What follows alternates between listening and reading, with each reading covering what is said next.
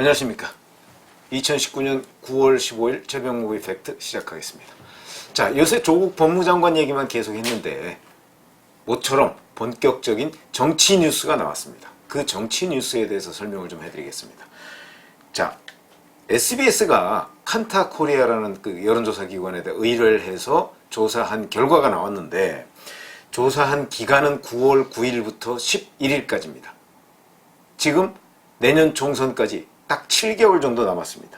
그런데 이 7개월 남은 기간 동안 자, 지지 정당을 물어보니까 그 지지 정당에 대해서 나는 민주당을 지지한다고 생각하는 사람이 31.1%고 한국당을 지지한다고 하는 사람이 18.8%, 정의당 6.3%, 바른미래당 4.1%, 뭐 이런 순서입니다. 그런데 모른다 또는 지지 정당이 없다, 우리가 이런 걸 흔히 무당파층이라고 얘기를 하죠. 그 사람들이 38.5%가 나왔습니다. 그러니까 정당별 지지율 중에 무당파가 제1정당입니다. 이것은 한 2달 전에 같은 기관에서 조사를 한 적이 있는데 그 조사에 비해서 5%포인트 정도가 올라간 수치입니다. 그래서 또한 이제 각 매체에서 자, 이 제3정파를 지지하는 또는 지지정당이 없다고 하는 무당파층이 내년 총선에서 어떤 선택을 할 것인가, 이 부분에 대해서 집중적으로 보도를 쏟아내고 있습니다. 그런데 그 보도의 내용이 중구난방입니다. 그래서 제가 기자 경험과 기타 여러 가지의 분석의 틀을 활용을 해서 이 문제를 설명을 좀 드리겠습니다. 과거의 사례를 우선 들어보겠습니다. 제3정당이, 제3정파가 성공한 경우가 우리 정치사에서 대략 3번 정도 있습니다. 여기서 성공이라는 의미는 사실은 총선에 참여해서 원내교섭단체, 20석이죠. 원내교섭단체를 확보한 경우를 말합니다. 1992년에 2월 달에 창당을 한 통일국민당이 있었습니다. 바로 3월 달에 총선이 있었는데 거기에서 31석을 얻었습니다. 이 31석을 얻은 동력이 무엇이냐? 그건 뭐 여러 가지 분석이 가능하겠지만 저는 바로 대선 주자가 있었다, 이걸 꼽고 싶습니다. 대선 주자? 국민당 잘 아시죠? 정주영 현대그룹 명예회장이 창당을 한 정당입니다. 정주영 현대그룹 명예회장 어디 출신입니까? 강원도 통천 출신입니다. 물론 이북에 있습니다만 강원도 출신입니다. 그래서 강원도 출신이라고 하는 충청 강원의 일종의 중부권 벨트의 지지를 상당히 많이 받았습니다. 그게 첫 번째 요인이었고요. 두 번째는 사실은 당시에는 잘 아시다시피 3당 통합에 의해서 민자당이 제1당, 압도적 제1당을 하고 있을 때입니다. 그리고 제2정당이 DJ, 김대중 총재의 평민당이었습니다. 그러니까 사실은 이 제1당과 제2당, 제1당은 YS가 대표였으니까 제1당과 제2당은 확고한 지역 기반을 가지고 있는 정당이었고 정주영 명예회장의 통일국민당은 확고한 지역 기반은 아니지만 그보다는 못 미치지만 나름대로의 지역 기반을 갖고 있던 정당이었습니다. 그러니까 YS에 대한 지지는 부산, 울산, 경남 지역에서 집중적으로 모아졌고 DJ에 대한 지지는 호남에서 집중적으로 이루어졌습니다. 그거에 대한 반사이익과 더불어서 정주영 명예회장에 대한 어떤 기대, 이런 것도 있었죠. 적어도 경제를 살릴 수 있을 것이다 라는 기대, 이것이 어우러져서 저는 원내교섭단체를 확보하는, 그 당시로서는 상당한 쾌거다 이렇게 얘기할 수 있는 실적을 거뒀습니다. 또 하나는 96년에 있었던 총선에서 JP, 김종필 씨죠. 김종필 씨가 이룬 자민련 바람입니다. 이 자민련 바람은 96년에 있었는데 무려 50석을 얻었습니다. 원내교섭단체 2개를 만들고도 남을 정당입니다. 그러면 JP는 뭐 잘 아시다시피 삼김시대를 형성했던 축의 하나입니다. 그러면 JP가 그 삼김시대의 그 축이라는 동력만 가지고서 과연 50석이라는 걸 얻을 수 있었겠느냐? 그렇지 않습니다. JP는 95년 지방선거에서부터 저력을 발휘합니다. 그때 그 유명한 핫바지론을 가지고 지역감정을 부추겨서 사실은 자민련이 중부권에서 바람을 일으킵니다. 이 바람은 JP의 바람이라고도 할 수 있지만 사실은 반사이익의 측면이 굉장히 큽니다. 무슨 말씀이냐면 JP는 민자당의 한 축이었습니다. 민정계, 민주계, 공화계, 그중에 공화계의 수장이었죠. 그런데 민주계, 그러니까 김영삼 대표, 그 당시에는 김영삼 대통령이죠. 김영삼 대통령을 중심으로 한 민주계가 JP를 사실상 쫓아냈습니다. JP는 안 나가려고 하는 그것도 일종의 정치적인 제스처죠. 그래서 본인이 피해를 받고 거기서 쫓겨나가는 이미지를 만들어서 그 이미지와 충청도가 핫바지라는, 그게 뭐 잘못된 보도였습니다만 핫바지라는 이미지를 함께 어우러져서 사실은 50석이라는 정말 전무후무한 그런 득표를 합니다. 여기에도 제가 말씀드렸듯이 JP의 어떤 그 충청권의 맹주라는 그런 힘이 동력이 됐다, 원천이 됐다, 이렇게 얘기를 할 수가 있겠습니다.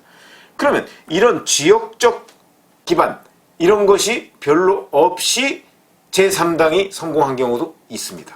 그게 바로 2016년 안철수의 국민의당입니다. 그러면 안철수 전 대표는 무슨 힘을 얻어서 과연 이 국민의당이 당시에 38석을 얻었습니다. 국민의당을 이룩했느냐? 안철수 전 대표는 지역적 기반 없었습니다. 그 다음에 세대별 기반, 그것도 분명하지가 않았습니다. 물론 젊은 층, 20대, 30대한테 안철수 전 대표가 뭐 멘토 역할을 한다, 이런 그 어떤 기대는 있었지만 쏠림 현상은 없었습니다. 그럼에도 안철수 전 대표는 38석을 얻었습니다. 이 동력은 어디에 있었느냐? 저는 이 동력을 지역구도에서 찾습니다. 잘 아시지만 2016년에는 호남의 반문정서가 힘을 발휘할 때입니다. 그러니까 호남에서 문재인 대표는 싫어, 이런 반문정서가 굉장히 기승을 부리고 있을 때 그 반문정서를 발판으로 삼았던 것이 바로 안철수 전 대표의 국민의당입니다. 그래서 호남에서 거의 싹쓸이 하다시피 했습니다. 또 하나, 새누리당 잘 아시지만 박근혜 대통령이 새누리당이 공천파동을 일으켰었죠. 그 공천파동은 뭐 진박, 뭐 무슨 친박, 비박, 이런 논란을 불러일으키면서 얼마나 요동을 치게 만들었습니까? 바로 그 진박 논란, 새누리당의 공천파동, 그것 때문에 새누리당에 대해서 유권자들이 혐오감을 갖게 됐습니다. 특히 친박이 아닌 사람들, 왜냐하면 새누리당 지지자 중에서는 친박이 아닌 사람들도 거의 절반 가까이 됐었거든요. 그 비박을 지지하던 사람들, 이 사람들은 새누리당에 대해서 염증을 느낀 겁니다. 이 사람들이 갈 곳을 잃었습니다. 그 사람들이 찾아간 곳이 안철수 전 대표의 국민의당이다. 그래서 사실은 2016년은 안철수 전 대표가 지역적 기반이 없고 그 다음에 세대별 기반도 마땅치 않음에도 불구하고 호남의 반문정서라는 반사적 이익을 얻어서 국민의당이 38석을 얻을 수가 있었습니다. 자, 그러면 이번 여론조사 결과에서 나온 38.5%, 이거는 어떤 현상을 보일 것인가? 누구를 지지할 것이냐?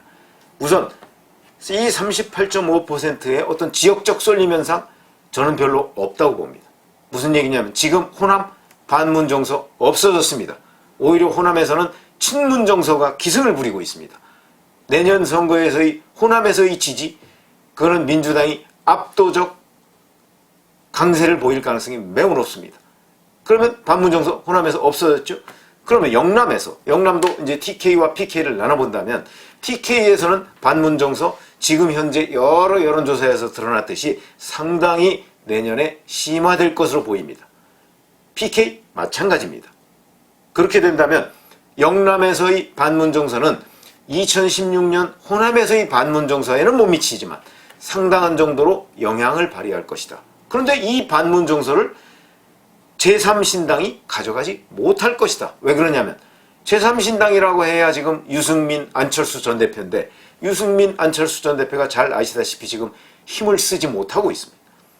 그러면 내년 총선에 임박하면 이 사람들이 힘을 쓸 수 있을까요?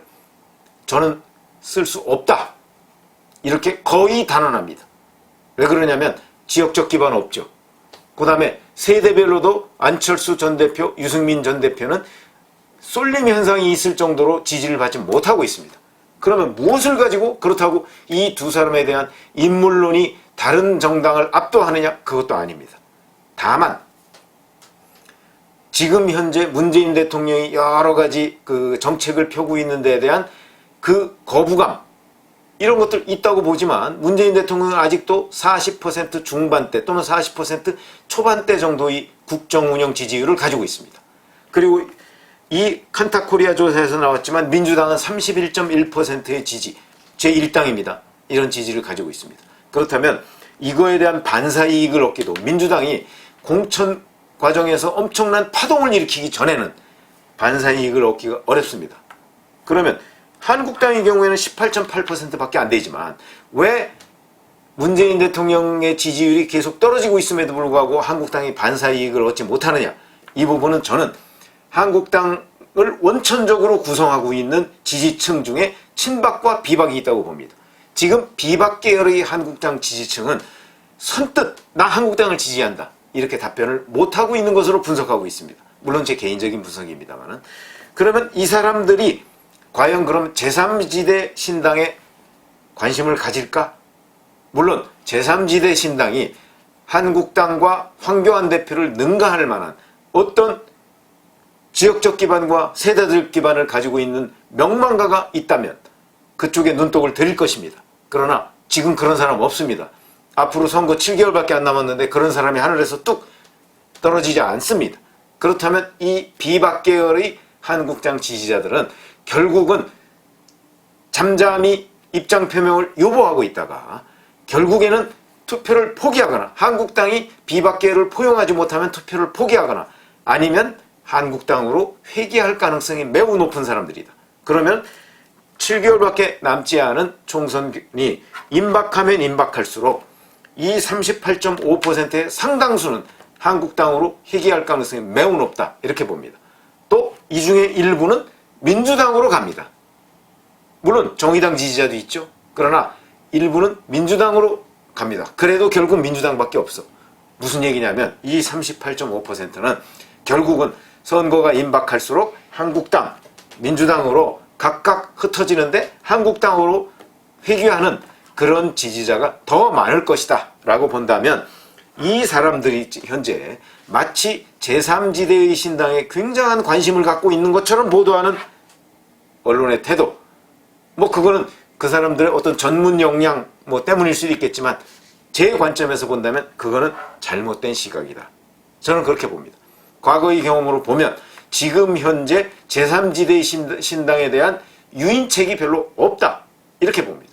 그러나 예를 들어서 정치판이 요동을 치고 또 선거법이 지금 준연동형 선거제 이게 지금 패스트트랙으로 올라가 있지 않습니까?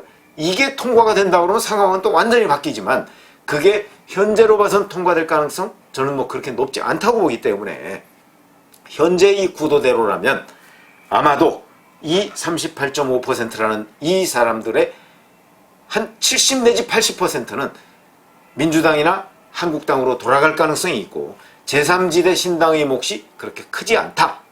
이렇게 말씀드릴 수 있겠습니다. 감사합니다.